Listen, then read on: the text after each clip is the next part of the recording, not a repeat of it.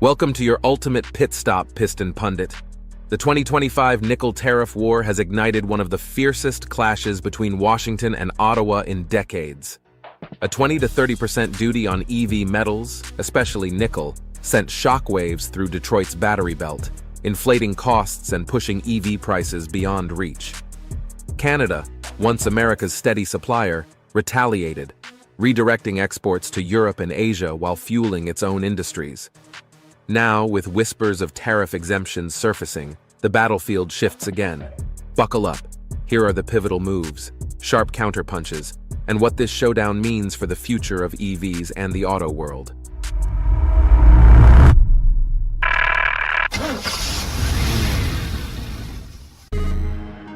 When tariffs collide with nickel's artery.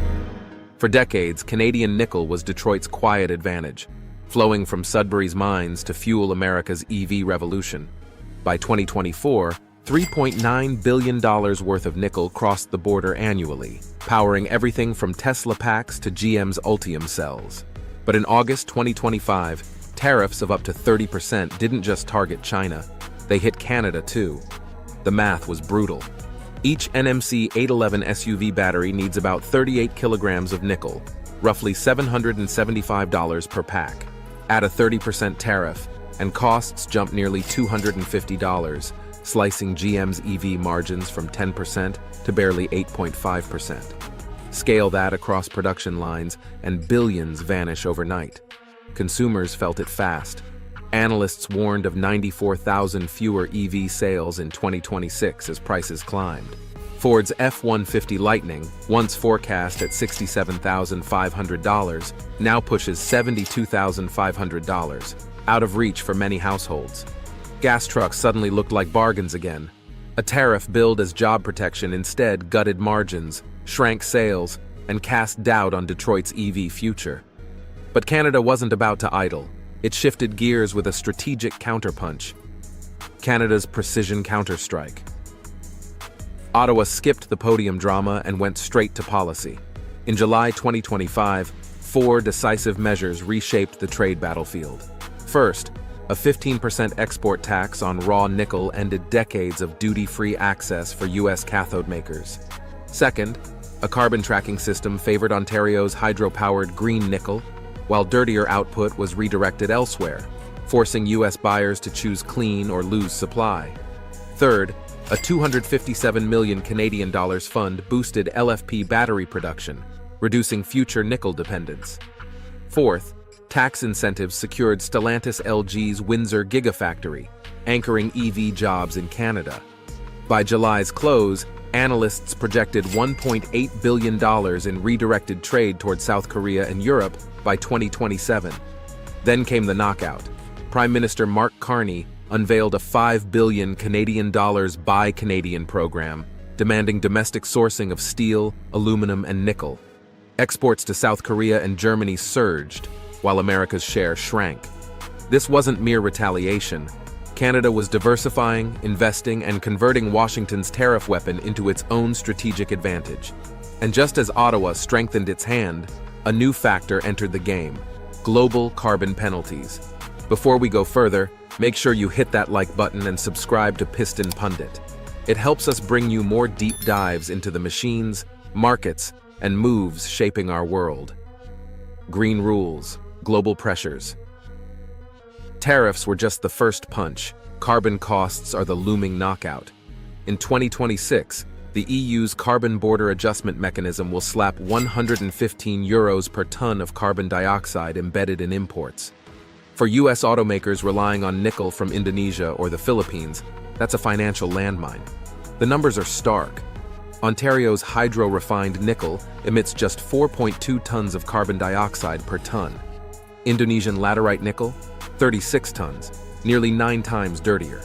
Chinese output averages 18. Each EV built with dirty nickel could rack up hundreds in carbon penalties when exported to Europe. That spells trouble for GM and Ford, already scraping thin margins. Europe, one of the fastest-growing EV markets, could slip away.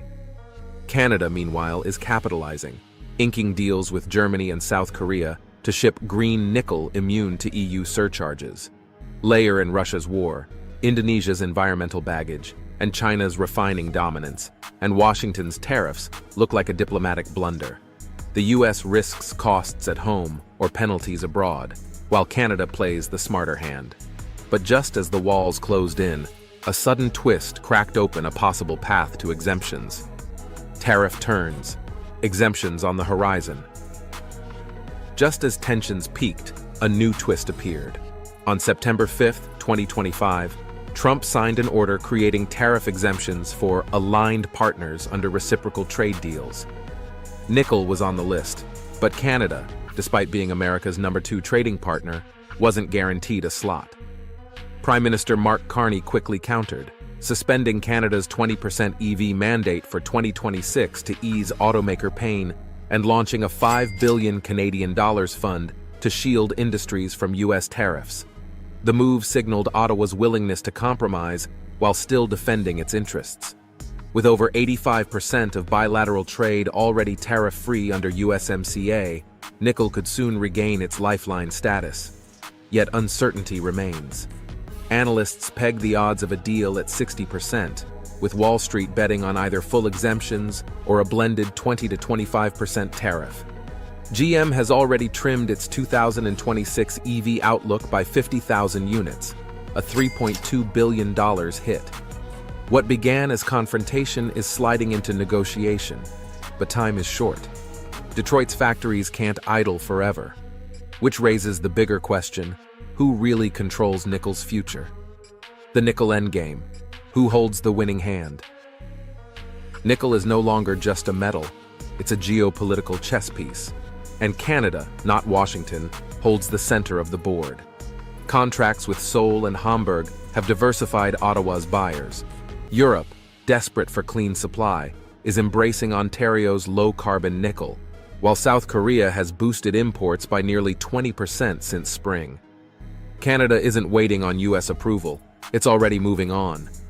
Critical minerals give Ottawa leverage. At $20,000 per ton, nickel is valuable, lightweight, and vital for EVs, aerospace, and defense. As Mark Selby of Canada Nickel Company put it, if the US doesn't want our nickel, Europe will.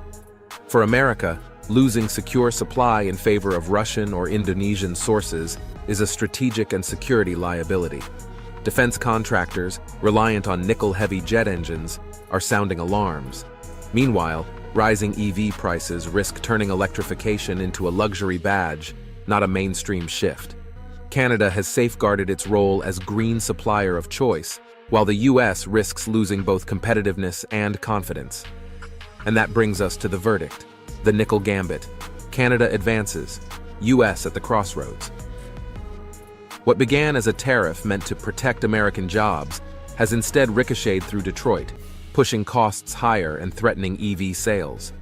Canada, rather than folding, doubled down, diversifying exports, investing in cleaner tech, and wielding nickel as both shield and sword. Now exemptions are on the table, and the US faces a choice: partner with its closest ally and stabilize the EV supply chain, or cling to protectionism and risk ceding the future to Europe and Asia. The nickel gambit proves one thing: resources once buried underground now determine the fate of industries, alliances, and climate goals. The road forward is still open, but only if Washington remembers that allies don't belong on the enemy list. Now let's hear from you. Do you think Washington will grant Canada the tariff exemptions, or will the standoff drag on? Has this trade war made you rethink the affordability and future of EVs in America? With Europe and Asia racing ahead, can the US still claim leadership in the EV transition? Drop your thoughts and experiences in the comments. We love to hear from you. Before we shift into neutral, don't forget, hit that subscribe button to Piston Pundit so you'll never miss the next update on cars, trade, and technology. Thanks for watching and see you next time. You can now check out any of the videos on the screen. There's plenty more to explore.